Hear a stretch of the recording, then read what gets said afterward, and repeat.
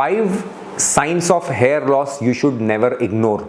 वो क्या 5 साइन हैं हेयर लॉस के, गंजेपन के, क्या 5 लक्षण हैं जो हम हमारे डेली रूटीन में या घरों में या अपनी लाइफ में देखते हैं, लेकिन कई बार हम उस पर ध्यान नहीं देते हैं। आगे चल के फिर बहुत सारे हेयर फॉल होने लग जाते हैं या गंजापन हो जाता है या बाल खराब हो जाते हैं, ये समस्याएं आ जाती हैं।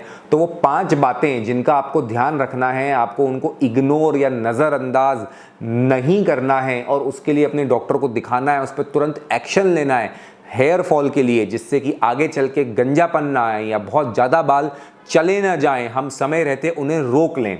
इस बात को इस वीडियो में आज हम डिस्कस करने वाले हैं।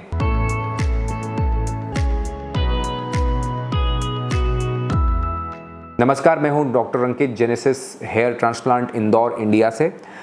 आज हम बात कर रहे हैं कि ऐसे क्या 5 लक्षण हैं, 5 साइन हैं जो कॉमनली हम घर में देखते हैं, अपने आप पर देखते हैं, अपने घर में अपने भाई बहनों के साथ या और किसी के साथ देखते हैं हेयर फॉल संबंधित, जो कि हमें नज़रअंदाज नहीं करना है। एक रेड फ्लैग है, एक अलार्म है कि हमें एक उचित ट्रीटमेंट उसका हमारे डॉक्टर से मिल करके लेना है, ना कि उसे टालना है या नज़रअंदाज करना है। क्योंकि बाल जो हैं वो अनमोल हैं दोस्तों, अगर चले जाते हैं तो बहुत मेहनत करना पड़ती है फिर बाल दोबारा लाने में, फिर भी वो बात नहीं आती है। इसलिए अपने नेचुरल बालों पे ही ध्यान दें और उन्हें झड़ने से रोकें। पहली चीज़, widening of partition.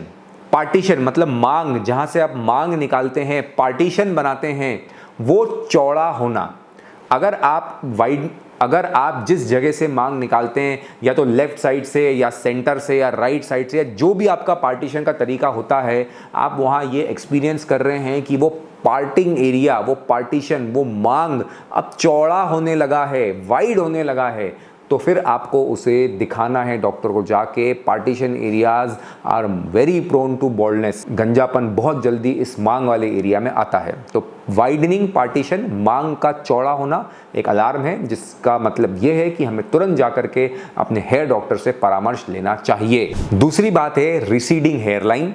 Hair line जो है हमारी, अगर आप मान लीजिए यहाँ आपकी हेयर लाइन हुआ करती है, जो आप अपने पुराने पिक्चर्स में देख पा रहे हैं, और अब अगर आपको ये लग रहा है कि ये माथा चौड़ा होने लगा है, आगे से ये हेयर लाइन पीछे जाने लगी है, बहुत कॉमनली ये देखने में आता है कि ऐसा एम शेप का पैटर्न बनने लगता है। सेंटर से तो वहीं रहते हैं बाल, लेकिन साइड्स हमारे अंदर जाने लग जाती हैं, एम शेप वहाँ पर बनने लग गया है। ये एम बनना शुभ संकेत नहीं है, ये एम बनना हेयर फॉल का संकेत है, गंजेपन का संकेत है। उसे पहचानें और समय रहते इसका इलाज आप करें, इसका ट्रीटमेंट आप लें, तो आपको आगे चल के गंजापन होने की संभावना बहुत कम हो जाएगी।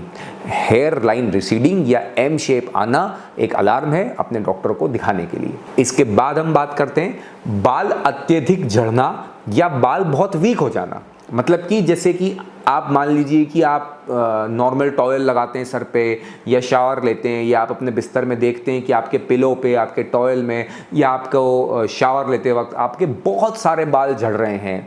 देखिए, एक फेज़ ऐसा आता है हेयर साइकिल का जिसमें कि टिलोजन फेज हम बोलते हैं, जिसमें ज़्यादा बाल झड़ते हैं।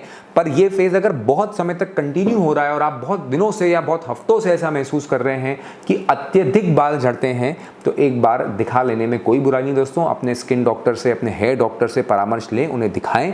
तो अत्यधिक बाल झड़ना एक संकेत है, एक साइन है, एक लक्षण है कि आपको उस पर काम करना है। और बाल बहुत वीक हो जाना भी वही चीज़ है। जैसे कि मान लीजिए कि नॉर्मली मेरे कॉम्ब करते हुए या नॉर्मली जितने जोर से मैं खींचता हूँ मेरे बाल नहीं टूटते हैं, लेकिन अब तो हाथ लगाने से ही बाहर आ जाते हैं। इतने वीक हो गए हैं कि मैंने थोड़ा सा कॉम्ब किया, थोड़ा ऐसा हाथ फेरा, उंगलियां फेरी, उसी में लीजिए बाल हाथ में आ गए हैं। मतलब वीक हो गए हैं बाल, कमज़ोर हो गई हैं उनकी जड़ें। तो ये भी एक अलार्मिंग संकेत होता है। इसके बाद जो इंपॉर्टेंट साइन है जो आपको इग्नोर नहीं करना है, वो है थिनिंग क्राउन एरिया में। ये जो हमारा क्राउन एरिया या वर्टेक्स एरिया या चांद जिसे हम कहते हैं हिंदी में, इस एरिया में अगर हमें थिनिंग फील होने लग गई है, यहाँ पे अगर स्कैल्प दिखने लग गई है, तो वो भी एक इम्पॉर्टेंट बात है। वो भी इस बात का संकेत है कि कहीं ना कहीं बॉल्डनेस की तरफ हम जा रहे हैं। कई बार क्या होता है कि खुद को जब सामने शीशे में देखते हैं तो फ्रंट पार्ट ठीक दिखता है, तो हमारा इस पार्ट पे उतना ध्यान नहीं जा रहा होता है। हमारा ध्यान पीछे के एरिया में कैसे जाएगा, हम तो फ्रंट ही ज़्यादा देख रहे हैं। लेकिन फिर भी अगर कोई आपको बोल रहा है घर में, या कोई मित्र आपके कोई, या आपके कोई परिचित आपको बहुत दिनों बाद मिले हैं, उन्होंने आपको आज 2-4 साल बाद देखा और उन्होंने आपको देखते ही बोल दिया कि अरे यहाँ पर तो इतना थिनिंग दिख रही है बालों की, भाई साहब गंजे हो रहे हैं आप तो आप इस बात को सीरियसली लीजिए, आप इसके बारे में उचित ट्रीटमेंट लीजिए, क्योंकि क्राउन पार्ट हमारा ये अर्ली साइन ऑफ बॉल्डनेस होता है जो हमें ये दिखाता है कि गंजापन आने वाला है या आ सकता है, तो हमें उसे रोकना है, हमें उसे टालना है, गंजापन आने नहीं देना है। तो thinning of here in the crown, ये चौथा साइन हमारा है जो हमें ध्यान देना है।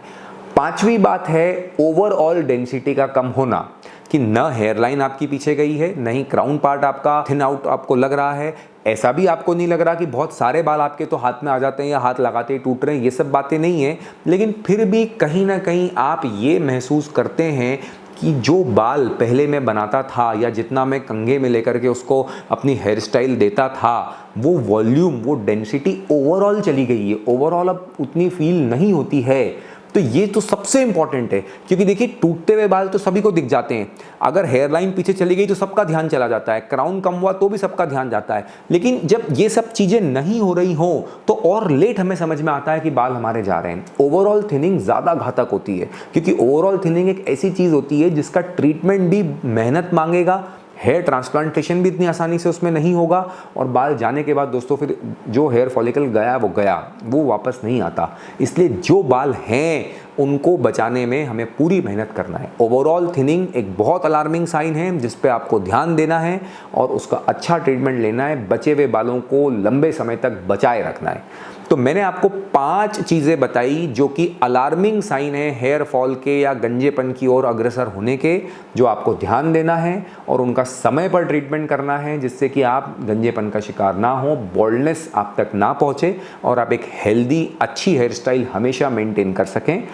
अगर आपको हेयर केयर के बारे में या हेयर ट्रांसप्लांटेशन के बारे में कोई भी चीज़ जाननी है, कोई भी जानकारी है, कोई भी क्वेश्चन आपके जहन में है, तो आप इन नंबर्स पे संपर्क करके बात कर सकते हैं। इसके बारे में हमारी टीम आपसे संपर्क करेंगे और आपको जो भी उचित इस पर राय है वो देंगे। मैं सभी को बहुत अच्छा स्वास्थ्य, बहुत अच्छे बाल विश करता हूँ। नमस्कार।